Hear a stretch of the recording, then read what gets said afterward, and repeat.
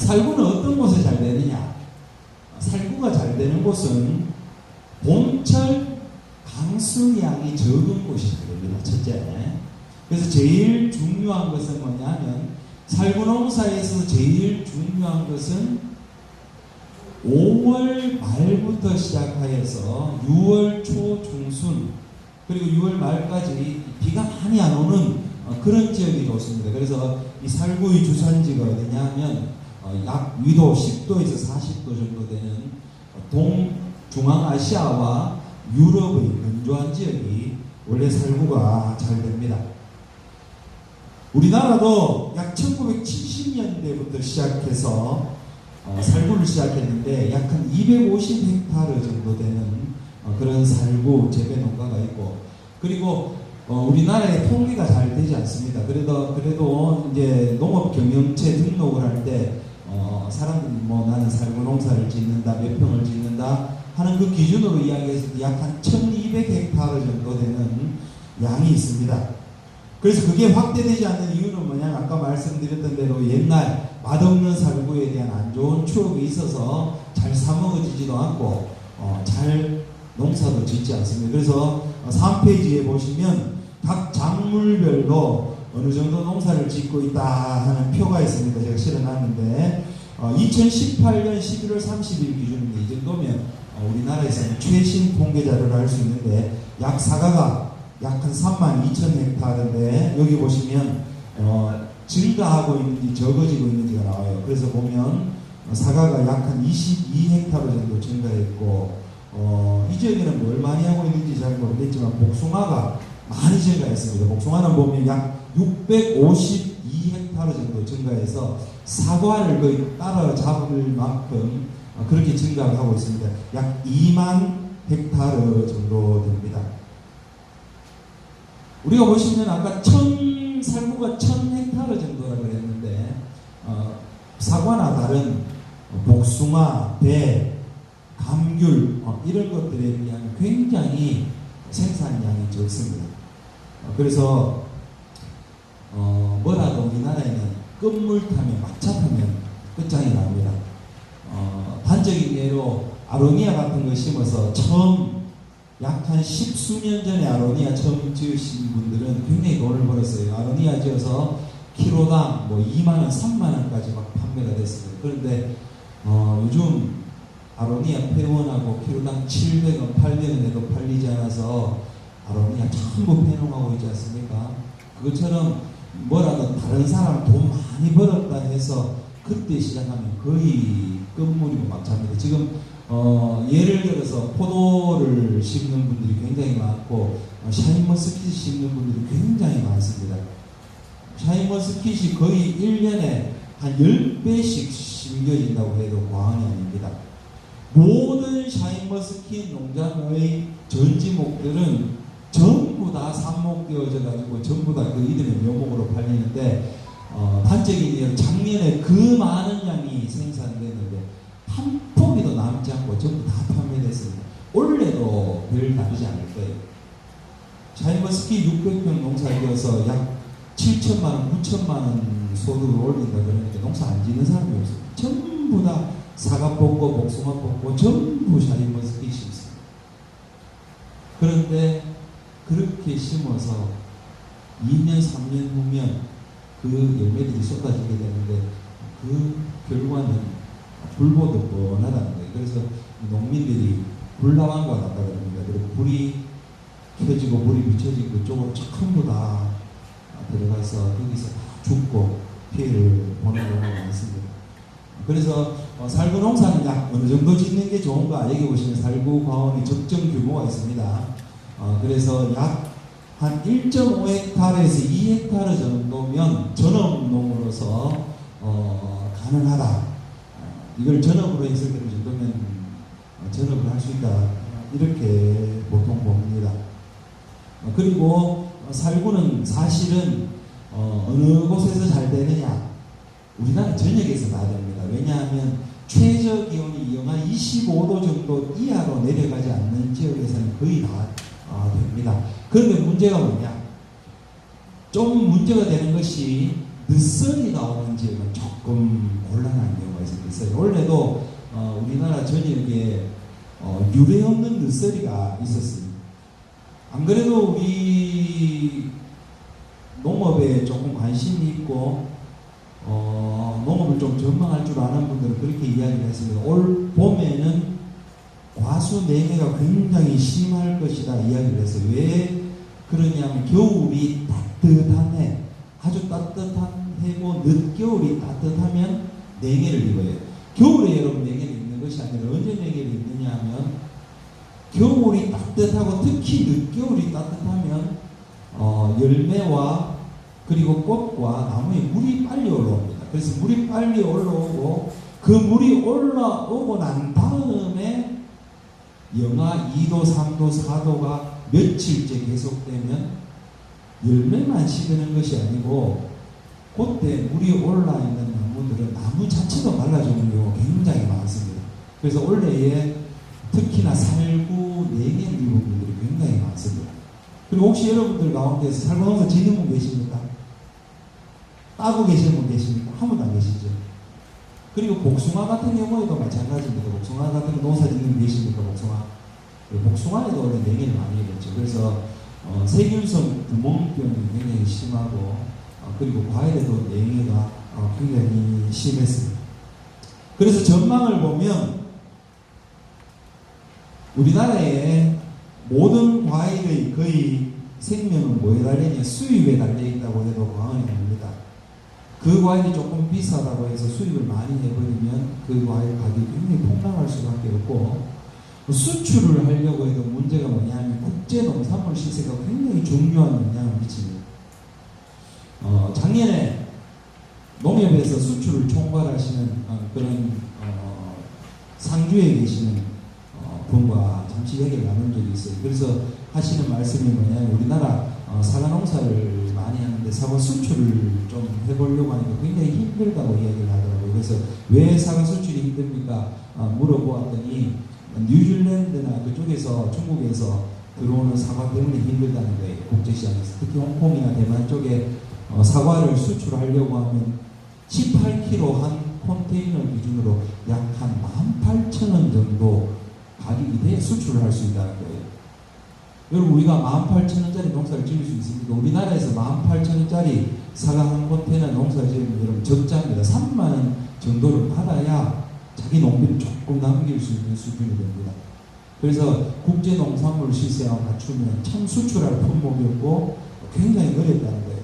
그런데 보면 우리나라에 수입되는 과일들 가운데에서 살구는 그 양이 굉장히 미미합니다. 약 1년에 한 200톤 정도, 그리고 가공용 살구는 약 한 20톤, 그리고 어떤 해에는 많을 때는 한 100톤 정도 그렇게 수입이 되고 있습니다. 유인물에 보시면 살구 생육과 식재가 나옵니다. 그래서 살구의 생육기를 한번 보시면 살구의 생육기는 1월에서 2월 휴면기를 거쳐서 3월이 되면 이제 잎눈이 터지기 시작하고 신초가 생장하기 시작하고 그리고 5월, 4월 중하순에서 5월 달에 되면 개화기가 있고 그리고 꽃눈 분화기가 있고 그리고 11월 중하순이 되면 이제 휴명기가 있습니다. 그래서 나무를 심을 때 언제가 좋으냐? 많은 분들이 질문합니다. 그래서 중부지방 이남에는 모든 나무는 가을에 심는 게 좋습니다. 모든 나무는. 어떤 분들은 봄에 심는 것이 좋지 않느냐고 이야기를 하시는 분이 있지만 나무의 식재 시기는 가을이 훨씬 유리합니다. 그러면 가을 언제부터 식재가 가능하냐? 그래서 모든 나무는 나무 잎이 떨어질락 말락할 시기부터 시작해서 약 12월 초까지가 식재적기입니다. 그때가 왜 적기냐면 10월 말부터 11월 사이에 나무를 심으면요 약 한 달 이내로 착근을 합니다. 뿌리를 내립니다. 그리고 가을 날씨가 봄 날씨에 비해서 덜 건조합니다. 그래서 나무가 고사할 확률이 적습니다. 봄에 심으면 봄 날씨가 굉장히 건조하고 바람이 많이 불어서 오히려 봄에 물을 잘 못 줄 경우에 고사하는 확률이 훨씬 높습니다. 그래서 이 화순 지역에서는 언제 나무를 심는 게 좋으냐? 약 10월 하순부터 시작해서 12월 초까지. 그래서 모든 나무에 동일합니다. 그래서 10월 하순에서부터 약 12월 초까지 가을 식재가 훨씬 유리하고, 그리고 나무에 잎이 붙어 있을 경우에는 나무 잎을 조금 제거한 후에 딴 후에 심는 것이 좋고, 나무를 식재하는 방법이 곧 나오는데 이따가 나무 식재하는 방법, 잘 살리는 방법, 비법을 또 알려드리도록 하겠습니다. 그래서 시기별 농작업을 보면 1월에서 2월 사이에 정지 전정이 있습니다. 그래서 여러분 정지 전정 이게 참 중요한데, 정지는 뭐냐? 정지는 필요 없는 가지를 잘라내는 것을 정지라고 합니다. 정지. 그리고 전정이라는 것은 긴 가지를 잘라서 꽃눈을 만들어주고, 그리고 가지를 예쁘게 자랄 수 있도록 만들어주는 것을 전정이라고 합니다. 그래서 1월에서 2월 사이에 정지와 전정을 합니다. 그리고 1월에서 2월 사이에 마찬가지로 밑거름을 주는데, 늦게 주시는 분은 1월에서 2월 사이에 주지만, 실제 살구 같은 경우에는 생육기 가운데에서 특히나 열매가 굵어지고 비대해지고 수확하는 기간이 굉장히 짧습니다. 그래서 며칠로 보느냐 하면 약 80일도 봅니다. 그래서 조생종 살구 제일 빨리 나오는 게 뭐냐면, 이따가 품종편에서 이야기하겠지만 B360 같은 경우는 제일 조생종인데, 그거의 생육기가 며칠 정도 되느냐? 약 한 55일 정도밖에 안 돼요. 여러분, 살구가 제일 쉬운 이유가 뭐냐 하면은, 꽃이 피고 결실된 다음에 수확까지 55일밖에 안 된다는 거예요. 55일. 여러분, 55일 같으면 한 달에 한 번 약 친다고 보면 2번 정도밖에 칠 시간이 없어요. 칠 시간이. 그래서 굉장히 생육 기간이 짧고, 그리고 거의 장마가 오기 전에 끝이 나기 때문에 굉장히 쉽습니다. 그래서 제가 이것을 말씀드리는 이유가 뭐냐면, 여러분들에게 이 밑거름에 대해서 이야기를 하려는 거예요. 밑거름. 그래서 다른 과일하고 다르게 열매 다 따고 겨울에 밑거름을 주는 것이 아니고, 여러분 여기에 별표를 주셔야 돼요. 별표. 시기별 농작업에 밑거름을 주는데 언제 주느냐? 약 9월에서 10월 사이에 밑거름을 줍니다. 여기서 9월에서 10월 사이에 과수전용 복합비료를 준다는 게 쉽게 이야기하는 과수전용 복합비료, 그리고 11월에서 12월 사이에 퇴비와 유박을 줍니다. 그래야 미리 준 그것을 나무가 미리 흡수를 하고, 그 다음 해에 자라날 양분을 미리 축적을 하게 됩니다. 그래서 밑거름 퇴비를 다른 것처럼 겨울에 다 주고 하는 것이 아니고, 약 9월에서 10월에 주는 것이 이 복숭아나 다른 과일하고 다른 작물하고 이 차이점입니다. 그리고 4월 말쯤부터 시작해서 4월 말쯤 시작해서 5월 초까지 적과를 하고, 그리고 6월 초, 그래서 5월 말에서부터 시작해서 6월 말까지 품목별로 살구를 수확을 하게 됩니다. 그 다음에가 이제 묘목 식재 방법입니다. 묘목 식재 방법이 굉장히 중요합니다. 살구, 복숭아, 그리고 자두는 다 똑같습니다. 그래서 이렇게 밭이 있으면 살구나 복숭아나 자두를 식재를 하려면 먼저 밭을 만드는 게 굉장히 중요해요. 그래서 이 밭 가운데에도 제일 중요한 게 뭐냐 하면은 지하 수위를 조절하는 게 제일 굉장히 중요합니다. 그래서 원래 제일 좋은 것은 뭐냐 하면은 이 땅이 있으면, 우리가 땅을 파면 이 지하 수위가 1m 정도 이하인 것이 제일 좋습니다. 그것이 무슨 말이냐면 쉽게 생각하면 살구, 자두, 복숭아, 핵과류는 이틀 정도만 물이 차면은 죽습니다. 이틀 정도만 물이 차요. 그래서 제가 이제 묘목을 이렇게 심으세요, 어떻게 심으세요 하면은 장마철 지나고 난 다음부터 저한테 전화가 많이 옵니다. 특히 작년 같은 경우에 전화가 굉장히 많이 와요. 작년 저작년에 보면 장마철이 굉장히 길고 비가 굉장히 많이 와요. 이틀 3일 연속으로 계속 비가 많이 왔습니다. 그래서 보면은 전화가 오는데 뭐라고 이야기를 하시느냐 하면 나무가 가을이 안 되는데 갑자기 단풍이 듭니다. 단풍이 이렇게 들면서 잎이 떨어지면서 나무가 벌겋게 말라 죽습니다. 라고 굉장히 전화가 많이 해요. 그래서 그런 경우에는 뭐냐 하면 배수가 잘 안 되어서 나무가 죽는 경우가 굉장히 많습니다. 그래서 7, 8월에 혹시 나무가 죽거들면 전화할 필요도 없어요. 내 밭에 배수가 안 되고 나무가 죽는구나 라고 생각하시면 100% 확실합니다. 그래서 이제 밭을 만드실 때는 이 배수가 잘 되는 밭에서는 평평하게 조성하는 것이 제일 좋겠죠. 작업의 편의성 때문에. 어떤 데 보면 인터넷 보면 두둑을 1m 높이로 해가지고 만드세요. 이렇게 해서 산을 만들어 놓는 분이 있습니다. 산을 만들어 나무가 잘 크는 것은 틀림이 없습니다. 그런데 작업을 하려면 굉장히 위험하고 작업 조건이 굉장히 안 좋아요. 그래서 배수가 잘 되는 땅에서는 평평하게 하는 것이 좋지만 특히 농 같은 데 농사를 짓는 경우에는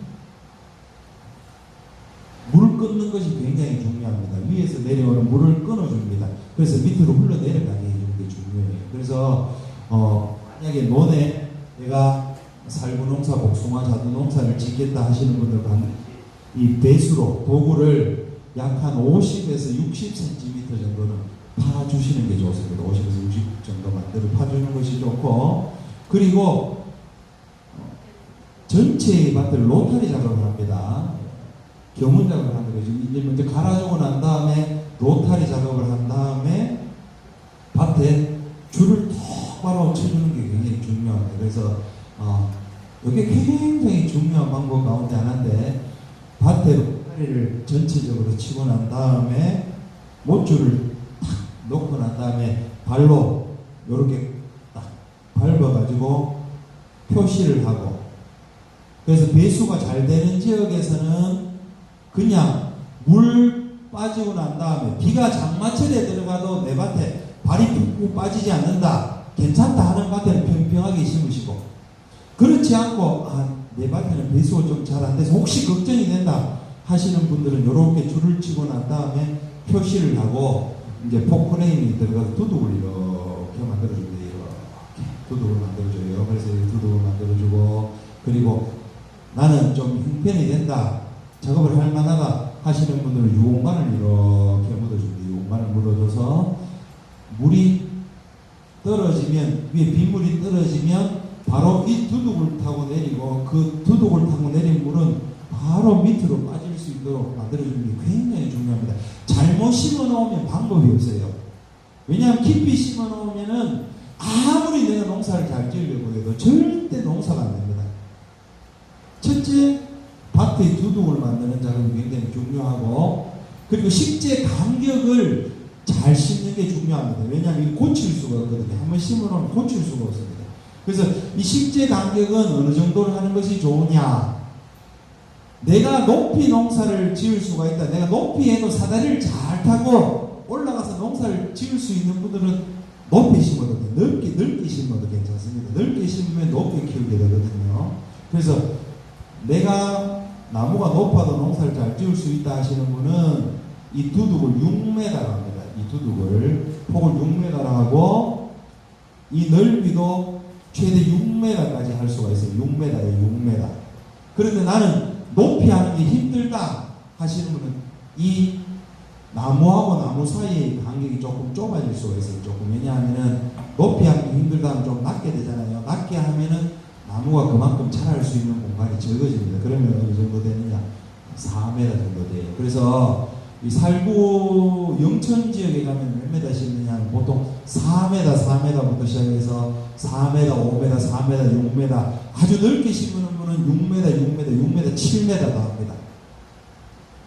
그래서 이 밭 만드는 이 밭 조성하는 것이 굉장히 중요한데 배수가 잘 안 되는 곳에는 무조건 배수를 만들고 그리고 두둑을 해줘야 된다 하는 거 그거를 꼭 기억을 하시고 그리고 나무를 심을 때 중요한 거 뭐냐면 우리 밭은 사질 양토다. 물이 굉장히 잘 빠지고 부드럽고 아주 표토가 좋다 하시면 그냥 심으면 좋겠지만 그렇지 않은 분들은 제일 먼저 해야 되는 것이 뭐냐면은 토양산도 기술센터에 가서 토양산도를 측정해보고 내 밭이 지나치게 산성화됐다 아니면 밭만 계속했다 하는 그런 밭에는 적절한 택배를 전층 시비하고 난 다음에 밭을 갈아주고 난 다음에 밭을 만드는 게 굉장히 좋고 순서가 어떻게 되느냐 하면은 첫째 석회를 토양산도를 측정하고 난 다음에 석회를 전층 시비 전체에 갈아주는 거예요.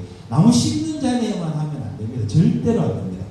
그래서 전체에 토양 검증한 후에 밭에 전층 시비를 하고 난 다음에 갈아줘야 됩니다. 석회는 겉에 있으면 비료 흡수를 방해합니다. 칼슘은 질소와의 기량작용이 있기 때문에 질소의 흡수를 방해해요. 그래서 반드시 석회를 뿌리고는 쟁기로 갈아줍니다. 그 다음에 뭐가 들어가느냐?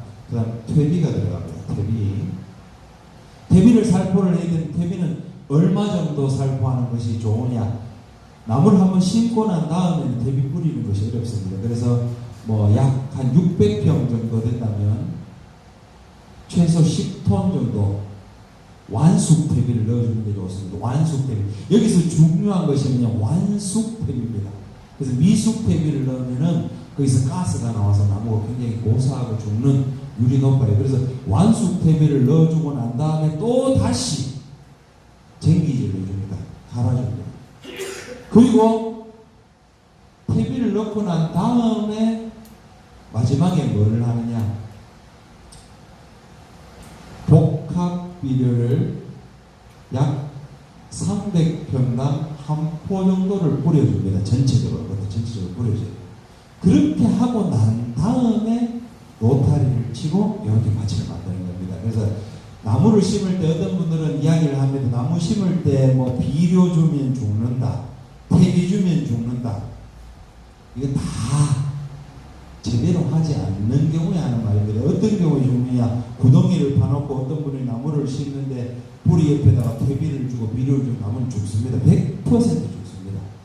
그런데 제가 말씀드린 대로 뿌리고 난 뒤에 쟁기로 갈아주고 난 다음에 로타리로 한 2번 정도 쳐주면 아무 상관이 없어요. 그래서 우리는 묘목을 심을 때도 석회, 퇴비, 비료를 뿌려주고 난 다음에 잘 갈아주고 난 다음에 거기 심으면 땅에 유기물이 굉장히 많고 필요한 양분들이 많기 때문에 나무가 잘 자랍니다. 그리고 난 다음에 나무가 심는 자에 혹시 우리 밭에는 토질이 별로 안 좋다. 그런 분들은 어떻게 해야 되느냐? 농협으로 가시면 상토가 있죠. 상토를 나무를 심으면 구덩이를 파는데요. 이게 굉장히 중요합니다. 어떻게 파느냐? 나무에 보면 접목한 자리가 있습니다. 여러분 접목한 자리가 묻히면 될까요? 안 될까요? 접목한 자리가 묻히지 않아야 됩니다. 접목한 자리가 묻히면 깊이 심어졌다는 말이고 깊이 심어지면 나무가 잘 안 큽니다. 그래서 뿌리의 절반은 땅 속에 있고 뿌리의 절반은 땅 위에 있을 정도로 심는 게 좋아요. 나무를 살구, 복숭아자들은 다 똑같습니다. 그래서 구덩이를 파고 난 다음에 옆에다가 뭐를 넣느냐? 여기다가 상토를 넣어요. 상토. 땅이 좋지 않은 경우에. 그리고 땅이 좋은 경우에도 상토를 넣는 게 좋아요. 왜냐하면 상토는 그야말로 새흙이고 상토 회사마다 품질이 조금 다릅니다. 어떤 거에는 양분이 거의 안 들어있는 경우도 있지만 나무를 심는 식재용 배양토 같은 경우에는 뭐 그린숲 같은 경우에 보면 나무가 초기 생육에 필요한 양분까지도 있어요. 굉장히 나무 자라는 게 좋아요. 그래서 구덩이를 파고 난 다음에 나무 주변에는 상토를 넣고 그리고 그 위에다가 거특을 이렇게 덮어줍니다. 거특을 덮어줘요. 그래서 접목 부위가 묻히지 않도록 이렇게 심어주는 게 굉장히 중요하고, 그리고 혹시 우리 밭에는 관수 시설이 잘 안 돼 있다, 나는 뭐 나무를 심어놓고 관수 시설 금방 하는 형편이 안 된다 하시는 분은 이렇게 심어놓고 난 다음에 물을 푹 주면 땅이 쑥 내려갑니다. 쑥 내려가고 난 다음에 다시 한번 물을 주기 전에 흙을 충분하게 덮어줍니다. 그리고 다시 한번 물을 듬뿍 주고 난 다음에 비닐 멀칭을 해주세요. 비닐 멀칭. 비닐 멀칭은 뭘로 하는 게 좋으냐? 상토 포대나 아니면 두꺼운 비닐로 나무가 있으면 푸대를 자르고 난 다음에 중간에 구멍을 뽕 뚫어서 나무 위에다 확 덮어줍니다. 나무 살리는 제일 좋은 비법이 뭐냐 하면은, 아까 첫째, 땅이 좋지 않은 곳에 상토를 넣는다.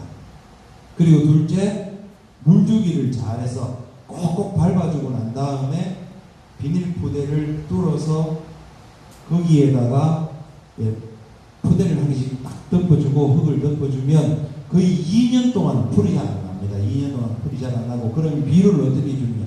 비료는 그 밖에 주셔도 아무 상관이 없어요. 처음에 밥 만들기를 할 때 충분한 퇴비가 비료가 들어가기 때문에 그 다음에는 그 멀찍이 해놓은 바깥으로만 줘도 나무는 충분히 영양분을 흡수를 할 수가 있습니다.